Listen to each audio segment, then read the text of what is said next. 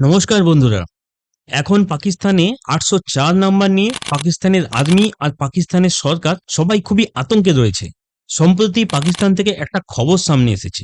সেখানে দাবি করা হয়েছে পাকিস্তানের এক ক্রিকেটার আমের জামালকে 1.3 মিলিয়ন পাকিস্তান রুপি জরিমানা করা হয়েছে শুধুমাত্র তার টুপিতে 804 সংখ্যা লেখা থাকার জন্য। 1.3 মিলিয়ন পাকিস্তানি রুপি মানে ভারতীয় টাকায় প্রায় 4 লাখ টাকার মতো। কিন্তু পাকিস্তানের আর্মি আর সরকারের এই 804 নাম্বার নিয়ে এত ভয়ের কি আছে? পাকিস্তানে যখনই কোনো পাকিস্তানি নাগরিককে এই 804 নাম্বার ব্যবহার করতে দেখা যাচ্ছে, হয় তাকে মোটা টাকার জরিমানা করা হচ্ছে বা সোজা জেলে অবধি ভরে দেওয়া হচ্ছে। আসলে এই 804 নাম্বার হলো পাকিস্তানের প্রাক্তন প্রধানমন্ত্রী ইমরান খানের জেলের সেল নাম্বার। ইমরান খানকে বলা হয় কয়েদি নাম্বার 804। ইমরান খান এখন পাকিস্তানের রাওয়ালপিন্ডির আদিওয়ালা জেলে বন্দী রয়েছে।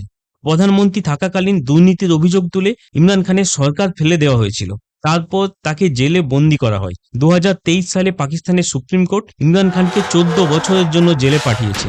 আর তখন থেকে জেলেই রয়েছে 72 বছর বয়সী ইমরান খান।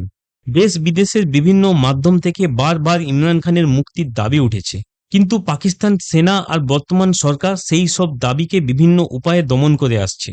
তারপরেও নানাভাবে প্রতিবাদ করতে দেখা গিয়েছে ইমরান খানের সমর্থকদের। বর্তমানে পাকিস্তানে এই 804 নাম্বারও প্রতিবাদের একটা ভাষা হয়ে উঠেছে, যা পাকিস্তানের বর্তমান সরকার আর পাকিস্তানের সেনার একটি বড় মাথা ব্যথার কারণ হয়ে উঠেছে।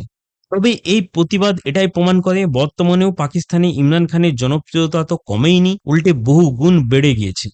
বন্ধুরা, ভিডিওটি ভালো লাগলে লাইক করুন, শেয়ার করুন। এরকম আরও ভিডিও পেতে আমাদের চ্যানেলটি সাবস্ক্রাইব করুন। ভিডিওটি দেখার জন্য ধন্যবাদ।